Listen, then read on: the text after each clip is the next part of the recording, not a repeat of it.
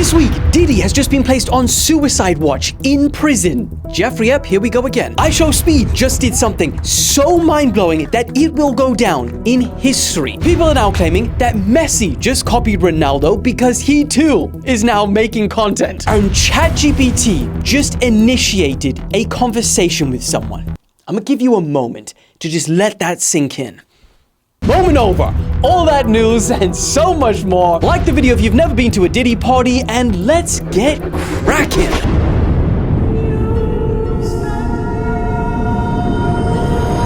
Okay, let's jump into the first story of the day because Speed has officially become the most popular English-speaking streamer there has ever been of all time. And he's done this by finally smashing a record held by Lazerbeam for the past 4 years. What was that record, you may ask? Well, during a stream in Indonesia, he hit a staggering 1.04 million concurrent viewers, which not only smashed his previous current record, of 615,000, but he also beat 904,000, which was Lazerbeam's, which is he did back in 2020. And what's even more impressive is that if you look at the top 10, of these records, 6 of them were actually achieved during the pandemic when everyone was locked inside. These were captive viewers, so a lot easier to do back then. But Speed, on the other hand, no, he didn't do it. He's done this in 2024. That's a whole new playing field. He did do it in Asia, though. So, let's not get into that subject. And the craziest part about all of this, bro is still 19. Oh, man. Just keep on getting younger, huh? Now, warning, okay? So some speed glazing is about to be coming your way hot. Is there a spider on my leg? This is a garage that I'm in, and every day I come in here, there's more spider webs. And it's getting into winter now, so they're all flooding in. Anyway, speed glazing. This has got to be said. The amount that this guy has done before 20 years old is unbelievable. I mean, just a few weeks ago, we were speaking about the fact that a notable Hollywood producer is saying that Speed is a major reason why Hollywood, the movie industry, is crumbling right now. I mean, if you didn't get the whole wrap up, that's the video, go watch that. We won't rehash it. But basically, he said that Hollywood is losing all of their creative minds because Speed is now a movie.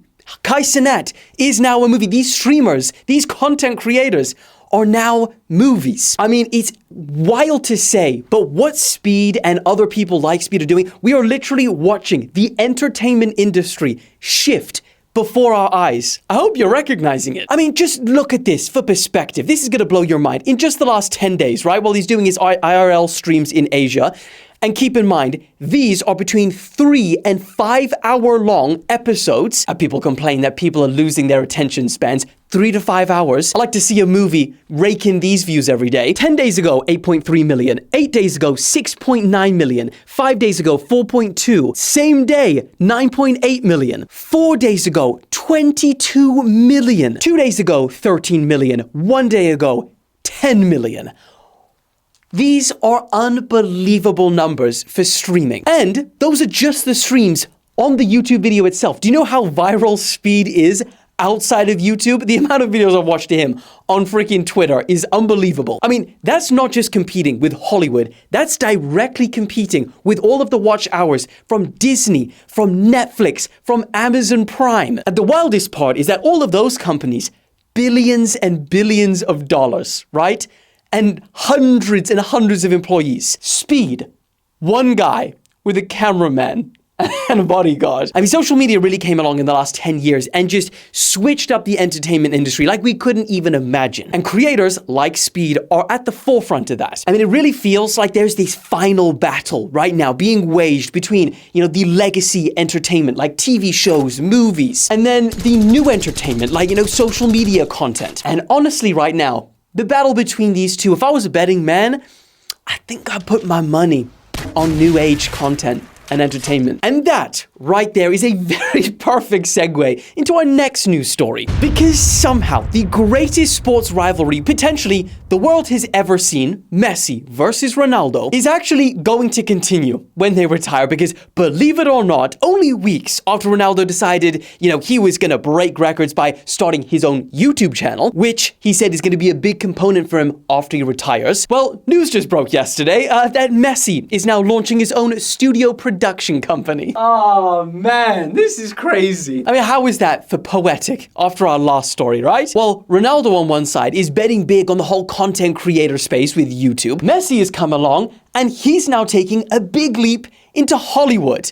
And I just bet on Ronaldo. Now, Messi has started this content creation company called 525 Rosario, which will basically focus on really high-tier TV shows, films, live sporting events, and community initiatives, whatever the last one means. Messi launched this, saying that entertainment has always been a passion for me, whether that be on the pitch or in other areas. So, be ready. Movies are going to be coming at you, created by Messi himself. So, what a wild world. As you'd imagine, the comments immediately went off saying that Messi is copying Ronaldo because obviously Ronaldo really dominated the headlines when he started doing this. Ronaldo subscriber check, something like 62 million actually. Wild. Is that true? Did Messi copy Ronaldo?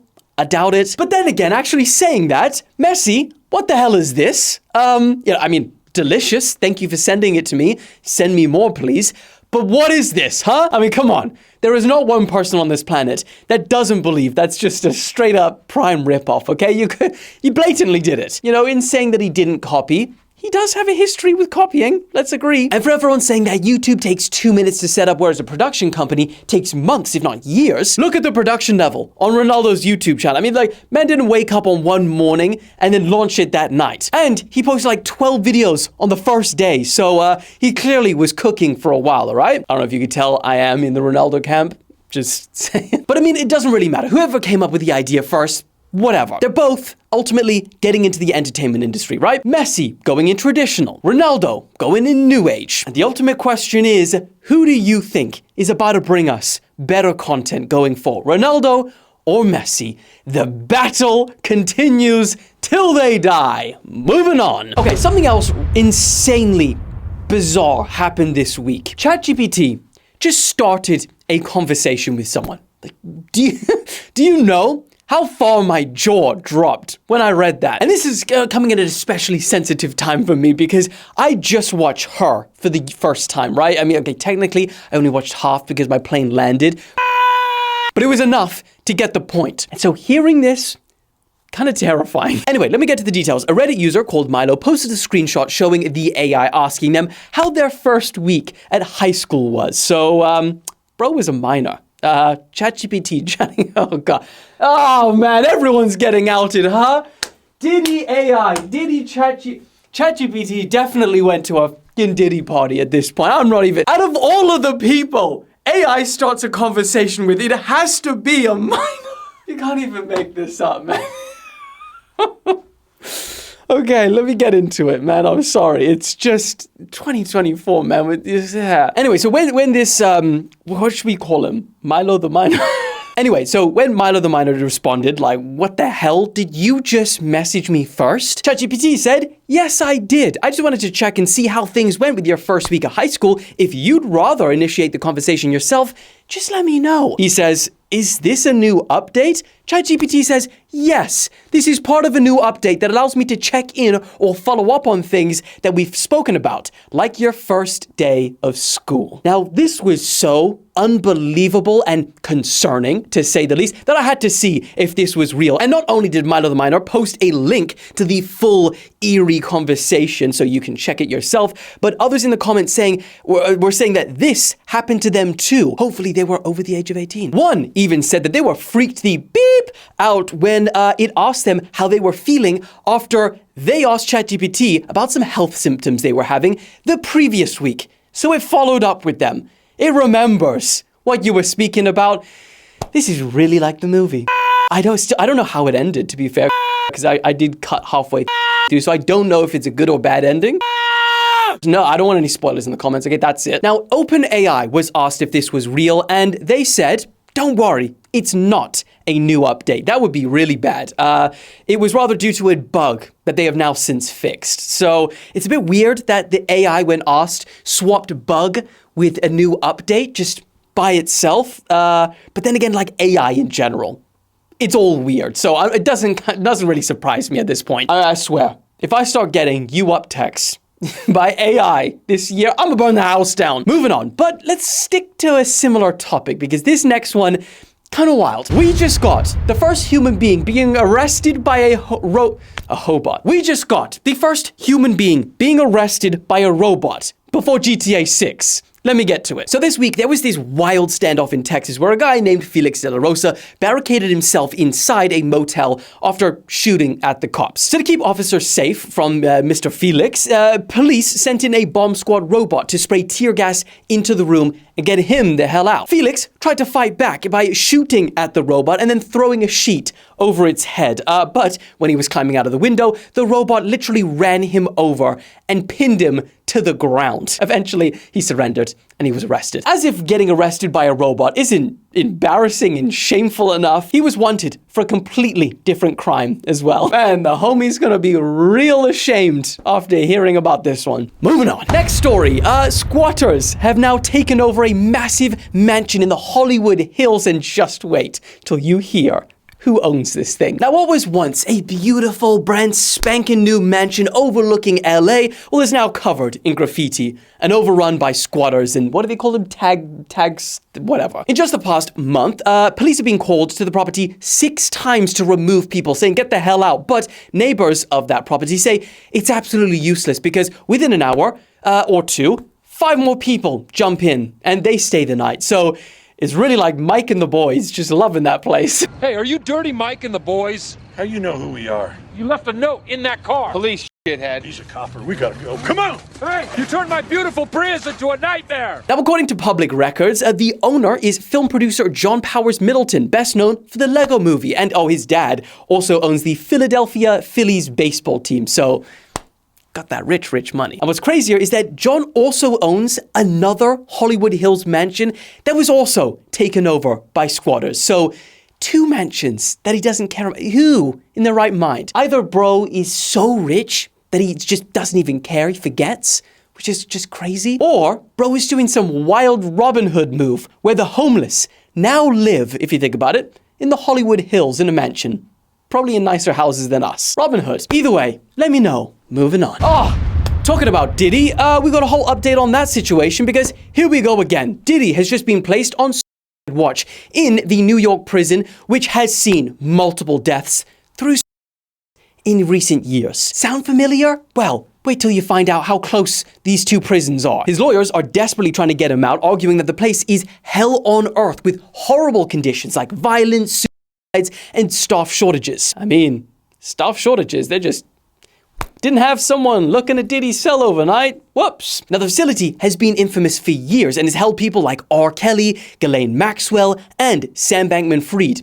They've all been there before. MCD Brooklyn has so many problems that some judges refuse to send certain people there. This place is so horrendous, right? I'm really trying to paint the picture for you that some non-celebrity inmates have managed to get home confinement because the conditions there are so bad. Now, both prisons are in New York, but the one that Jeffrey Epstein was somehow able to commit suicide in, well, that's in downtown Manhattan, while Diddy's is in Brooklyn, about 10 miles apart. And I just want to freshen your memory here because it's believed that by law enforcement that this criminal organization that Diddy allegedly was running was too big for him to be doing it alone. With that being said, we cannot have another freaking Epstein situation before the whole Diddy gang allegedly, is out and named. Last time we wanted to know who was on the island. This time, we want to know who was getting oiled up at the freak-off parties, all right? That's that. And kind of on that note, and this is no way connecting the two, right? This is just on my mind, so I have to say it. Usher today deleted every single tweet he's posted, just wiped his whole Twitter. And we all know, as through many videos, he lived with him, he's got a lot of history, he knows him well.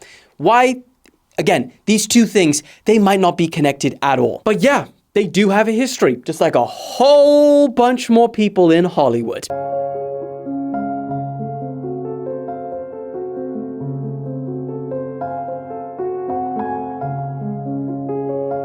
Honestly, this whole situation, as the investigation goes through and this, documents start getting brought out in court, it's gonna get crazy. This Epstein Season 2 Netflix documentary about to drop and it is gonna go crazy. Did he do it? And I'm telling you now, I've seen this somewhere, that there was a bidding war for the title, Did He Do It? For Netflix. And I think, apparently, again, you'll have to research this if this is correct, because I just heard this before I came in here. Apparently, Netflix got it. So if we about to see a Did He Do It Netflix documentary drop, crazy. And the only way that you're gonna keep up to date with all of this is that if you subscribe to the channel right now before you forget.